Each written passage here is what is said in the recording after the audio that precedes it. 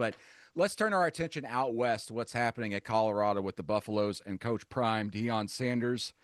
The Buffs struggling here down the stretch and have been just absolutely obliterated in some games, and we just saw it this past week. In fact, they're in Colorado. When your student section's taking their shirts off and celebrating, as we've seen the new craze going around, you know your football team's probably not doing so well.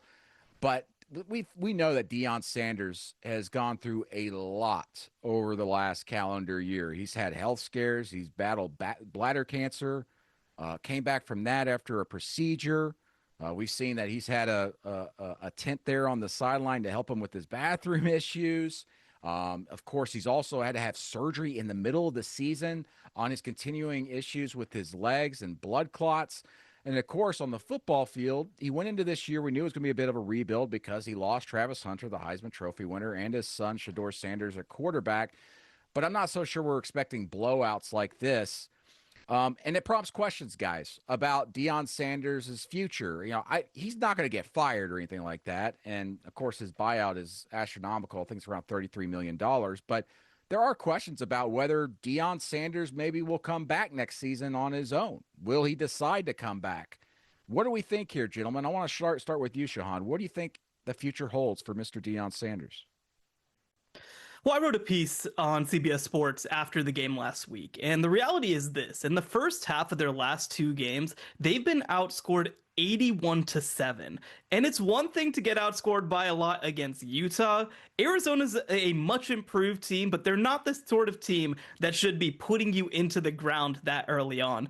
And look, everybody's talked a lot about the 1-11 team that Deion Sanders took over for. And that's real. I mean, obviously they took over for a very bad team, but this level of bad is actually pretty unusual in Colorado history. If you look at the past decade, they've only lost consecutive games by 5 touchdowns twice, and one was during the 1-11 season. The second one was this season. So things aren't working right now at Colorado. And the thing I was most interested by heading into this 2025 season was just the simple question of what does a Colorado team and what does a Deion Sanders team look like that isn't quarterbacked by one of his sons? And I think that you kind of see Deion Sanders talk about it. He hasn't had to deal with that issue at any level of football because Shador has always been his quarterback outside of the spring season at Jackson State. And while quarterback isn't the only problem, it's certainly a big one. They cycled through 3 quarterbacks last week. Julian Lewis apparently is going to get the start this upcoming week as they try to find any momentum. I just don't see what a future under Deion Sanders looks like. They haven't recruited high school at a high level. They have the 67th ranked high school recruiting class in 2026. And the reality is this, they're probably looking, if Deion comes back, at completely resetting the deck, both on the roster and in the coaching staff. Chris, I'd say two things about going into next season. Well, I would first want to start with Deion because he has supreme job security. Like anybody pretending he doesn't, isn't realizing the situation of Colorado. Like Deion Sanders has transformed Colorado, the university. He has made Colorado a relevant football program again in the 21st century. And that matters. Like he is not going to get fired. His decision, if there is one, will come down to him and his health issues. And people can speculate all they want. And I have plenty of sources that have speculated that Deion could step down. But at the end of the day, like Deion has a smaller circle than anybody in college football. He is one of the few coaches I feel confident in saying like nobody really knows except for 2 or 3 people. And I'm not going to sit here and pretend like I know what's going to happen to Deion Sanders at the end of this year. So his status is up in the air. But if he does come back, yeah, the roster needs to take a step forward. Like Julian Lewis is their hope at quarterback moving forward. He is the guy they swung really big on in the 2025 class to get. He's a true freshman. He played pretty well this weekend. There is some momentum with him, but as Shahan said, you are going to have to reload across the roster. You're going to have to be aggressive in the portal again because Colorado just doesn't deal with high school recruiting the same way other teams do. Like Deion Sanders still doesn't go on the road to recruit high school prospects, which is very unusual. He doesn't do in-home visits. So Deion Sanders is going to have to win in the portal again. And as we've seen, sometimes you can hit a jackpot in the portal, but it's really hard to stack consistent wins with just portal recruiting.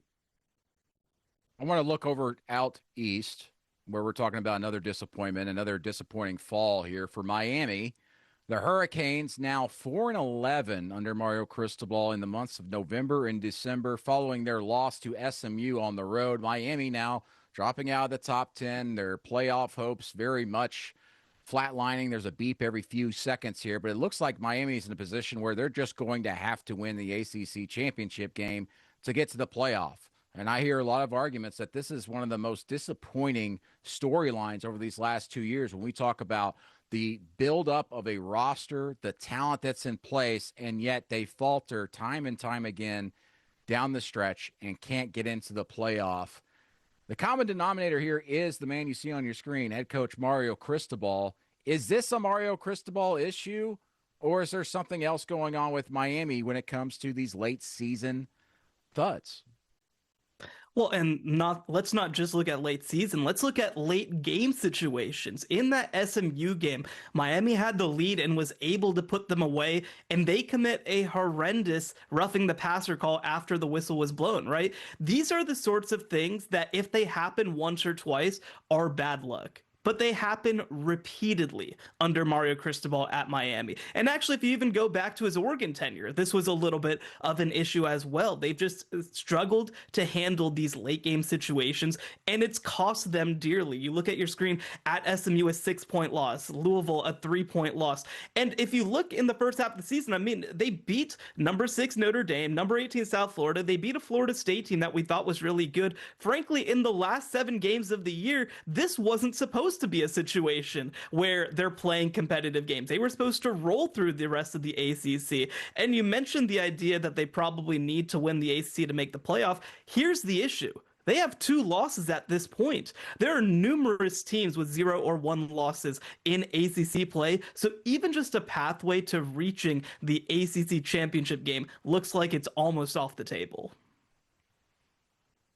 I think the last 5 or 6 years have proven Mario Cristobal is a very high floor coach. Like, the floor is here. The problem is the ceiling seems to be like right there, right? He gets in his own way consistently as a coach. He's extremely conservative in late game situations. Yeah. Like, if you look at the game on Saturday, penalties and ill-timed turnovers by Carson Beck really cost the team. And that's not unusual for Miami and Mario Cristobal. I think Mario Cristobal, if you talk to people around him, he is a very hard person to work for in a lot of ways. He grinds like kind of in the Nick Saban mold, but he is also like somebody who likes to manage multiple elements of the team. And I sometimes wonder if he would be better off stepping back a little bit and letting everybody handle their roles, and just focus on the situational football. It's not the same. Like, Ryan Day and Mario Cristobal are not the same, but we saw what happened with Ryan Day when he gave Chip Kelly play calling duties for a year. Like, he was able to step back and be a CEO. And I know Mario Cristobal is not calling plays for Miami on either side of the ball. But I think if he focused on being a CEO and focused on game management situations, Miami would be a lot better off. And you would have fewer of these collapses. And we saw it on the sideline. You saw him and Shannon Dawson getting into it, their offensive coordinator at Miami. And as you said, this has been an issue for Mario Cristobal where he micromanages a lot of situations, especially in game. Heck, I could argue that maybe they would have lost that Florida State game where they were dominant and they went completely in their shell and let Florida State come back into it. There was 2 more minutes in that game. Florida State maybe wins it, which would have been a devastating loss.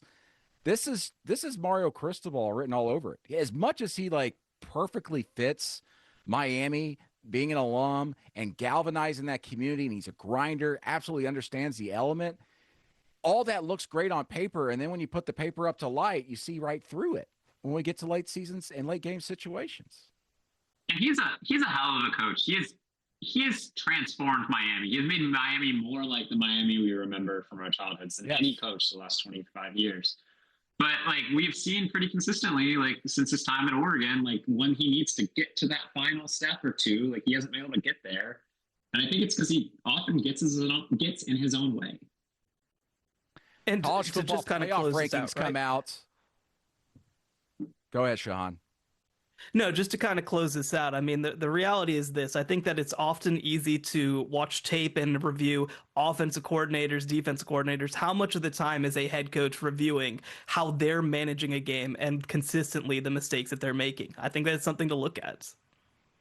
College football playoff rankings come out Tuesday. We're going to make some like quick predictions, the things, the storylines you need to look at going into Tuesday, the first of several rankings that will come out before we actually get to Selection Sunday in December. You're watching the College Football Insiders here on CBS Sports Network.